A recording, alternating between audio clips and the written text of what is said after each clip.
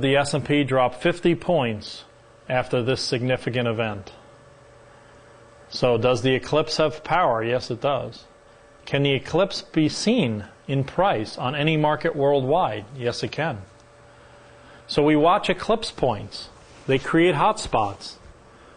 The power is in effect from one eclipse to the next. Oftentimes the energy that's transferred from the solar eclipse creates eclipse planets.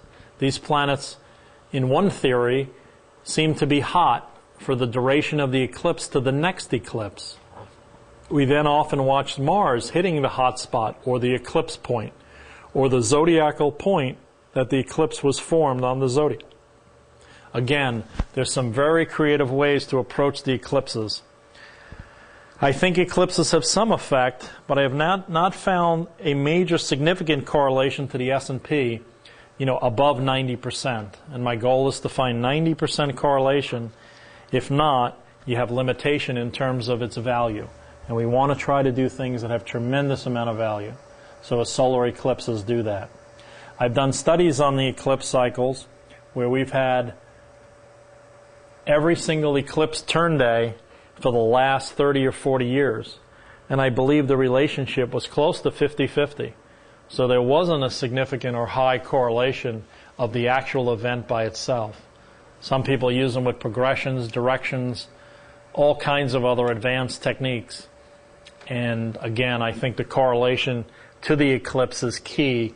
It can be seen so many ways, and people have so many different points of view on how the eclipse could affect the stock market. I just personally have found it not to be as significant as it might be in an obvious way. It could be hidden. It could be seen in numerous ways that I just haven't explored. But for me personally, I haven't been able to find a tremendous amount of correlation beyond 90%. Historic cycles. The idea is to study the past and you will understand the future. This statement is so powerful because it allows such a truth to come through. If you study cycles in the past, you can pull forth some thought or evidence on how cycles would then affect the future. The challenge with that thought is the zodiac never stays the same, and it continuously is in a state of dynamic, organic change. If it's in a state of flux consistently, yes, there are some combinations that will have consistency, but there will be a little different each day. The story I like to use with this is, it's like playing a different baseball team each day. If you play one team on Monday, another one Tuesday, Wednesday, all the way through to Friday, and the Monday team has great hitting, you're going to put in great pitching. If on Tuesday, the second team has great defense, you're going to put in great hitters. So you're going to change and adapt each day based on the cycles that come into play each day. So my feeling with studying the past and understanding the future, yes, it reveals tremendous amount. Is it the holy grail of study? No, because again, the read and the language I think is more significant. Here, a huge planetary alignment in May 2000. Saturn opposed Pluto. This pointed to a decline in economic activity. A bear market will be evident 6 months forward. This is language. Saturn opposed Pluto, limiting big money. This will be a big change. It means deep change, deep fated event. It's fate. Saturn limitation, Pluto big money. There's going to be a big limitation at some point in the market. The bear market was evident. It happened March 24, 2000 on the S&P. We dropped $6 trillion. It went from 1552. The market dropped down from 1552 to 768. And in essence, the cycles told you a bear market was coming. Another event that's powerful, total eclipse of Moon conjunct Pluto. Again, following this event, the Chernobyl disaster occurred in Ukraine. These cycles are mundane connected. On September 11, 2001, the Sun has a T-square, which is 90 degrees, of a newly arrived opposition of Saturn-Pluto. So the Saturn-Pluto was still in play. a very negative by nature aspectal relationship. The Sun, which has strong daily power, triggered this Saturn-Pluto cycle. The result was the September 11, 2001 event. Saturn was also conjunct the Moon on that day. Sometimes that is a day of limitation. It could be a day of depression. Saturn often represents depression, negativity. So pretty much the result was pretty accurate. The Sun-Jupiter moves this S&P always. That's what you learn from historic cycles. Venus-Pluto is unreal. Its consistency, particularly in helio, is outstanding. We've seen that in specific historic cycles. Nodal cycles are highly predictive. All learned from the historic cycle study. So as we go in the past, we can learn things from it to apply to the future. In this DVD, you've seen dozens and dozens of examples of cycles again and again and again, and how they work to the S&P, and how, again, they're consistent in their results. Venus-Pluto 2 times in historic events were 180 degrees apart. The node to Neptune, conjunction and opposition, were at significant historic highs and lows. Study the past, you will understand the future. Quite powerful concept. Major events are triggered by major moves. So major events trigger major moves. The bigger the event, the bigger the result.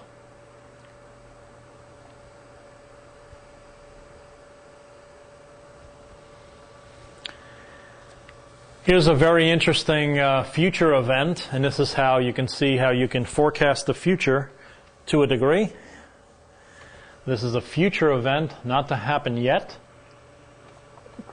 I will first read a previous time something like this occurred.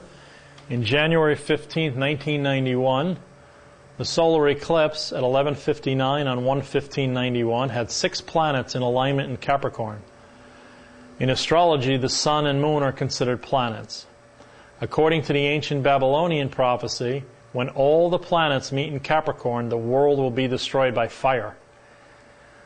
On December 30th, 2008, there are 9 planets stellium in the 2 signs. 5 planets, if you count the moon, is the 5th planet, and 5 inner and outer planets in Capricorn. The reading of the language might be, there will be a major change in financial markets with this stellium. Aquarius is the sign of change, and Capricorn rules business and government. We will have a major change in business and government on December 30th, 2008. And I mean major, as in a worldwide event. 5 planets in Aquarius, major event, worldwide effect. Aquarius and Capricorn, big changes to business and government. This is future forecasting. This is in the future. What the prophets did. This is what the ancients did. They didn't guess. They weren't soothsayers. They weren't necessarily psychics. They simply learned how to read the signs in the sky. We forgot this art. We lost this back in Atlantean times. We don't study this. This is everything in our society should focus on this. We'd have a very, very different world. Each historic event teaches us something new about the future. Aquarius is change. Capricorn rules business. There's a major change in business coming. There's a major change in government coming. So hopefully quite apropos and also quite powerful. S&P timing to the minute. This is the one that people really like to hear about and really like to talk about. Forecasting ahead to the minute is possible with cycles. There's no other way that you could do this. The market turns to the minute based on cosmic energies and aspectal energies. The relationships of planetary pairs line up to the minute. Planets equal price. Planet 2 equals price. Here's planet 2 in this dark area, and here's planet 1. This is what we'd see if we look up in the sky, and the zodiac would obviously have a much more different kind of feel. Yes, one can forecast turns based 100% on cycles. This is how the universe works. We watch planetary hours for minute-to-minute turns, aspect pairings, many astro events, and the Great Circle particularly is the meeting of its intersection points yield minute-to-minute turns in time. So back to the great circles and the understanding of all the energy around the great circles yield how the market will turn minute to minute. This is quite a powerful concept.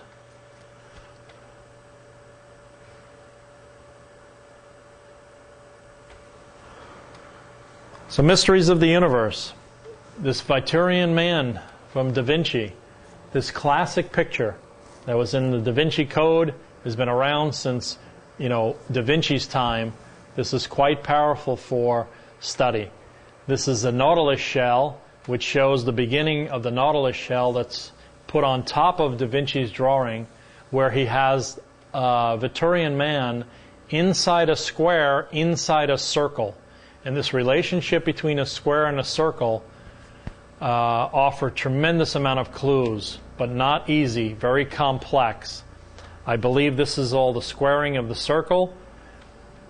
It has pi division connotations to it, which I have built as aspectal relationships. It connects the golden mean, and the golden mean is connected in this image. As we can see, here's the beginning at his heart, and we come around, and we go around, and the cycle continues.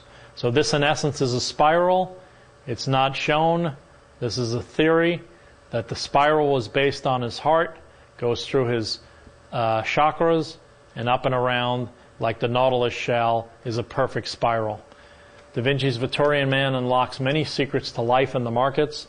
The circle and the square reveal Fibonacci expansion and many other relationships geometrically. So again, quite a powerful concept, Vitruvian Man and what he had. And as you know, the text was backwards, and you have to look at it in a mirror to see what he actually wrote. So again, quite interesting how we constantly keep all the secrets hidden so that the general public cannot be sovereign and rule themselves. Time and price meet. There's a very interesting proof. We saw it on the zodiac earlier. What's interesting here is God's magic number is 19.5. There's a connection on multiple planets through geometry on Mars and the pyramid on Mars, the pyramids on the Earth, that they meet at the longitudes of these planets at 19.5 degrees. So there's a connection throughout our solar system with this number. So there's been a book written on this, quite interesting. And we go through a sequence of numbers of 19.5, and we get up to 312. And this is degree at Venus conjunct Neptune on the 312 low on 3/12/2003. Time and price met exactly.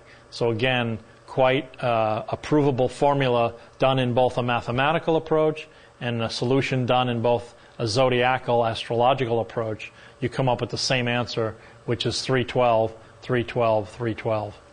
So again, one of my favorite thoughts. Planets are time, planets are price. And I believe that this is fairly a definitive proof to that. So math, the zodiac, the geometry, all connected, all in synchronized, reveals quite amazing amounts of answers to our universe. A little more on the great circles. The many intersections yield profound changes on our mundane world, as well as timing events to the minute. The great circles give us an understanding of the relationships of these great circles, and it yields the four-dimensionality of the spheres. The key intersection points are critical to one's understanding of the full map. I believe this is critical for understanding of the time variable of the stock market. So as the intersection points meet, these points of this globe moving 3D, three-dimensionally, spinning as a top, going around the sun in its orbit, and all the definable great circles that cross and intersect it are a very complex four-dimensional chess game. Astronomical functions reveal yet another layer of this four-dimensional chessboard from where turns and events truly unfold.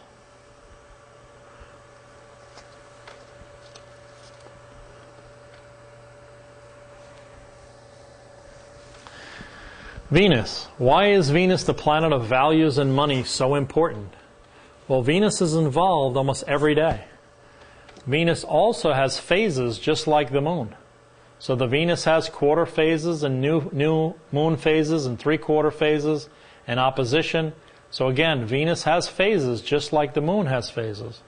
Here we see a Venus vibration. Venus means changes in prices and values. The market comes down into Venus, prices and values change, and where do we go? To the other side of the vibration.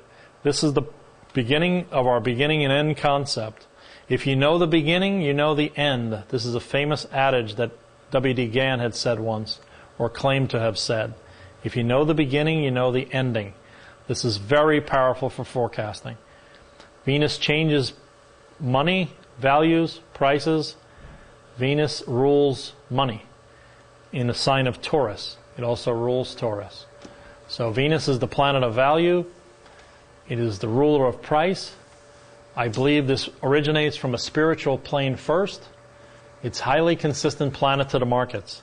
Venus is highly tradable intraday. So if you're an intraday trader, you have to be aware of Venus. It also times the mids and the outer planets as well as the bigs. So Venus, again, is our second timer of the inners. The moon is a luminary timer. Mercury and Venus are an inner timer. And Mars is a mid-sized timer, which times the outer planets. Mercury and Venus times Mars, Jupiter, Sat usually. So there's a little hierarchy with timing as well. How does Mercury become tradable?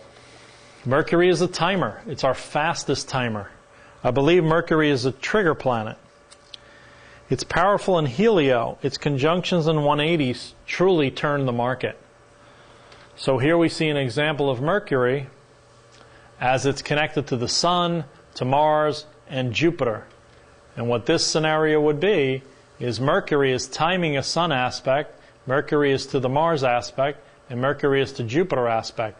So Mercury became the linkage to these three planets. One luminary, one mid, and one big.